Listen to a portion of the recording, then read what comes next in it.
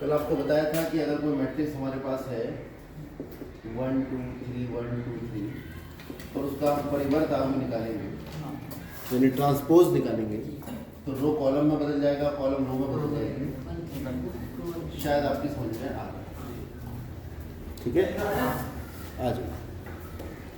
इसके बाद आता है सममित और विषम सममित आगे, जिसकी हिंदी में आपको नहीं बताऊंगा, सीधे इंग्लिश में बताऊंगा आपको। Symmetric matrix.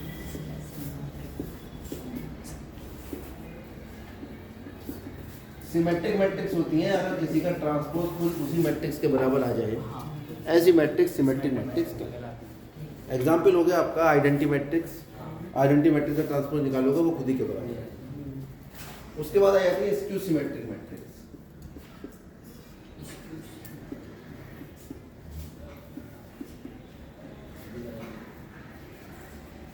Skew symmetric matrix कौन सी मैट्रिक्स होती हैं?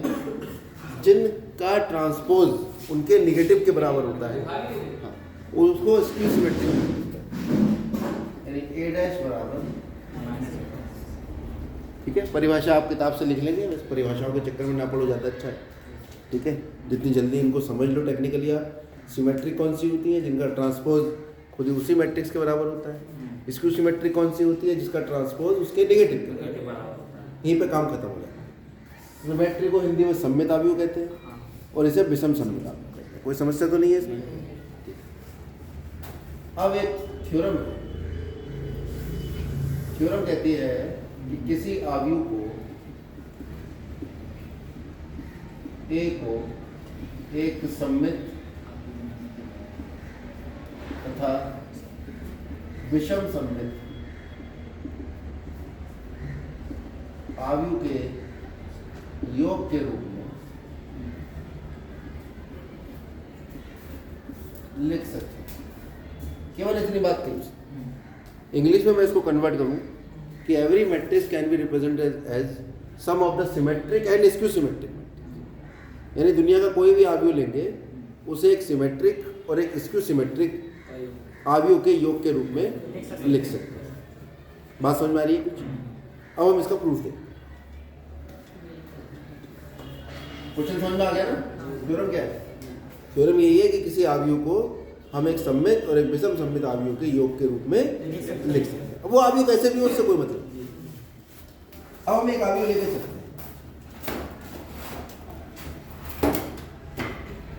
एक। चलो कोई खेल शुरू करें। ऐसा करो, इसे 2 से कर लो गुणा। तो 2 से तो अपने पास से गुणा कर नहीं सकते, तो 1/2 से भी गुणा कर सकते।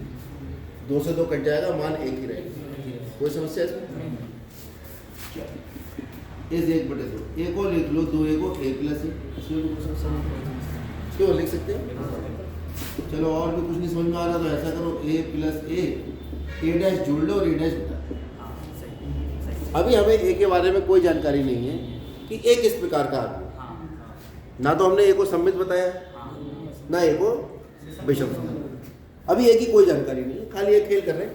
पहले उसे 2 से गुणा करा, 2 से भाग कर दिया, 2 ए लिखा है, a + a लिख लिया, a जोड़ लिया, 1। और थोड़ा सा करते ऐसा करते a + a डैश एक साथ लिख लेते हैं। क्यों? Plus a minus a dash एक साथ। 1/2 को अंदर गुणा करो, तो गुणा इस तरह से करेंगे, a + a dash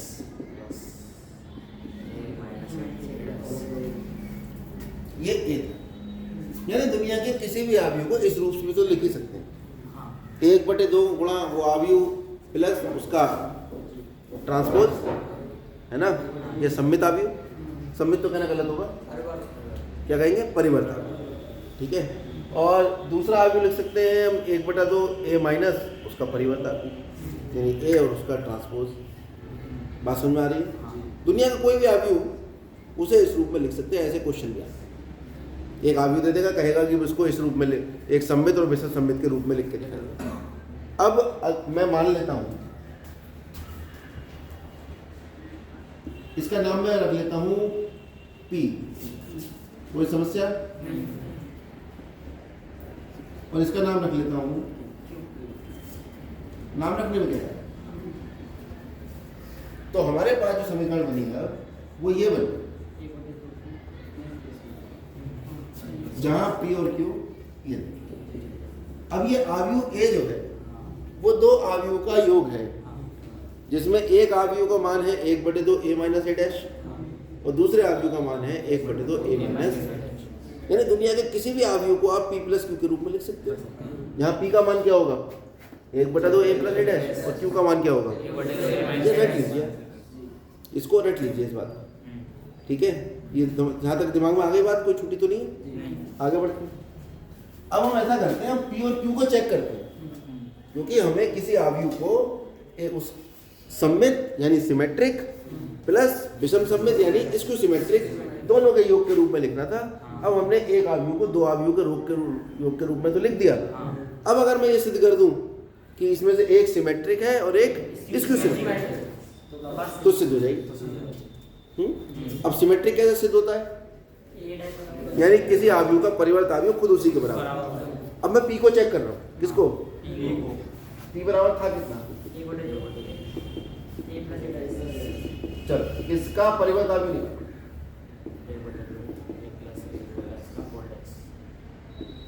full dash हो जाएगा, यानी 1/2 A प्लस A डैश का भी डैश। कोई समस्या? या थोड़ा सा और मैं इसको सीधा करूं तो 1/2 को अंदर डाल दो दोनों के, फिर 1/2 A का डैश और A का डैश, 1/2 A का डैश। यहाँ से भी समझ में आ रहा है। ये कितना हो गया, A dash plus A dash का भी डैश, क्यों?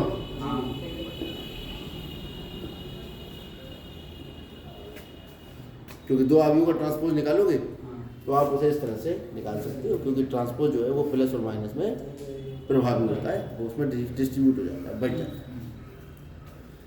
ये कितना आ गया भाई, 1/2 A डैश और A डैश का डैश। जैसे हमने यहाँ A डैश निकाला, A के बाद अगर मैं इसका भी डैश का भी डैश निकालूं फिर इसके रो और कॉलम बदल जाएंगे, ये फिर से A बन जाएगा। मैंने कल भी ये बताया कि किसी अवयव के परिवर्त अवयव का भी परिवर्त अवयव निकालें तो वो खुद ही उसी अवयव के बराबर होता है। परिवर्त मतलब ट्रांसपोज। तो इसका मतलब ये किसके बराबर आ जाएगा, ठीक है। इसको मैं ऐसे भी लिख सकता हूँ, ये क्या था और निकाला क्या था, इसका मतलब क्या हुआ, C इज ए सिमेट्रिक। यहाँ तक बताइए कुछ सब समझ में आ गया है तक। और सिमेट्रिक मैट्रिक्स को हिंदी में क्या कहते हैं,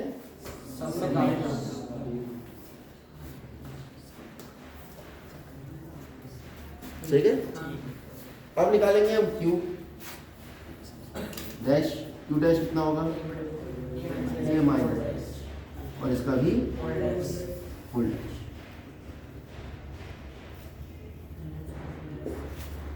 तो कितना हो जाएगा अभी, 1/2 A माइनस A डैश का dash, 1/2 A dash minus A dash का भी डैश। ये कितना आ गया, 1/2 A डैश माइनस,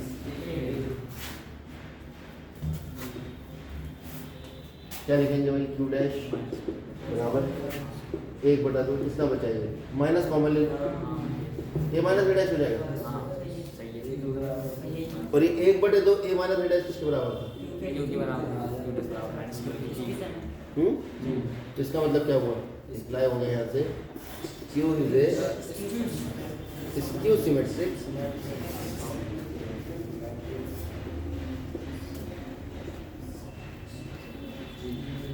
ठीक है।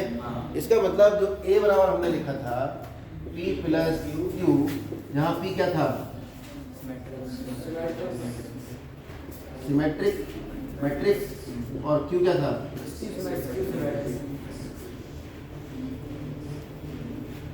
ये तो हमें सिद्ध करना था कि एक अवयव एक सिमेट्रिक और एक स्क्यू सिमेट्रिक के योग के रूप में लिखा जा सकता है। ये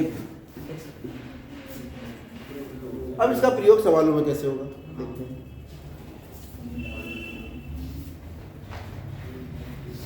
ये बोर्ड में काफी पूछी जा चुका है।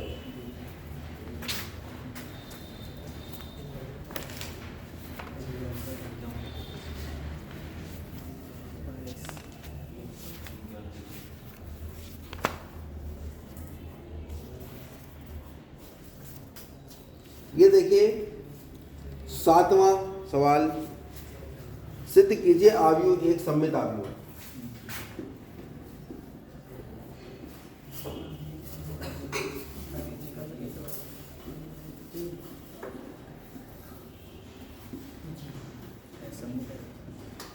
यानी ए का मान आपको दे रखा है ये।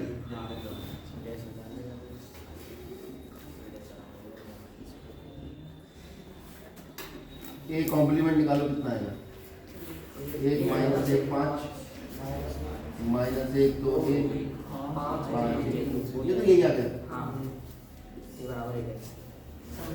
ए डैश बराबर है आ गया। इसका मतलब एक ऐसा आव्यूह है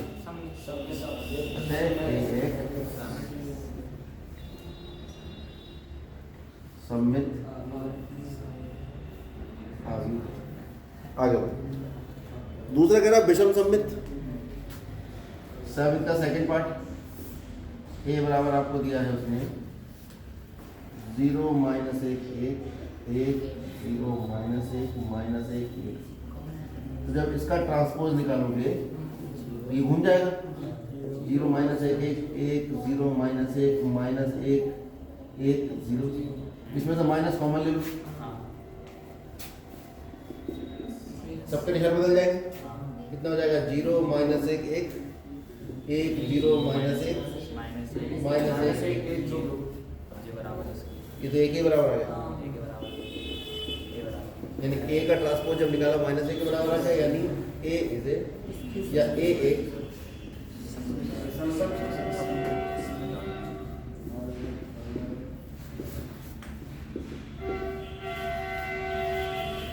आठवां सवाल है, एक आव्यूह के लिए सत्यापित करना है ए प्लस ए डैश एक सममित आव्यूह है और ए माइनस ए डैश एक विषम सममित। 1 6 5 7 ए डैश निकालो, 1 6 5 7 बोलेंगे 1 6 5 7 है, लेकिन आव्यूह बदल रहे हैं, ये ध्यान रखना, ठीक है। 1 6 5 7 बोला है, फिर इसको परिवर्तन करा इसका तो ये इधर पहुंच जाएगा, है ना। तो अब कह रहे हैं ए प्लस ए डैश निकालो, डायरेक्ट निकाल दो। देखो कितना आ रहा है, 1 और 1 2 6 5 11 6 5 11 7 7 14। अब ए प्लस ए डैश का डैश निकालेंगे तो कितना आ जाएगा, 2 11 14। इसके बराबर आ रहा है ए प्लस ए डैश का जब डैश निकाला तो ए प्लस ए डैश के बराबर आ गया। इसका मतलब ए प्लस ए डैश किस प्रकार का आव्यूह होगा, समझ में आया। अब ए माइनस ए डैश निकालो, ए माइनस ए डैश 0 1 माइनस 1 ए माइनस ए डैश का डैश निकालो, 0 1 माइनस 1 0। इसमें से माइनस कॉमन ले लो, कितना आ गया, 0 1 माइनस 1 0। ये फिर से क्या बन गया, ए माइनस ए डैश, यानी ए माइनस ए डैश एक आव्यूह था जिसका हमने परिवर्त आव्यूह निकाला, तो वो निकल कर आ गया, वो खुद ही वही आव्यूह। इसका मतलब क्या हुआ, ए माइनस ए डैश कैसा हुआ, ए।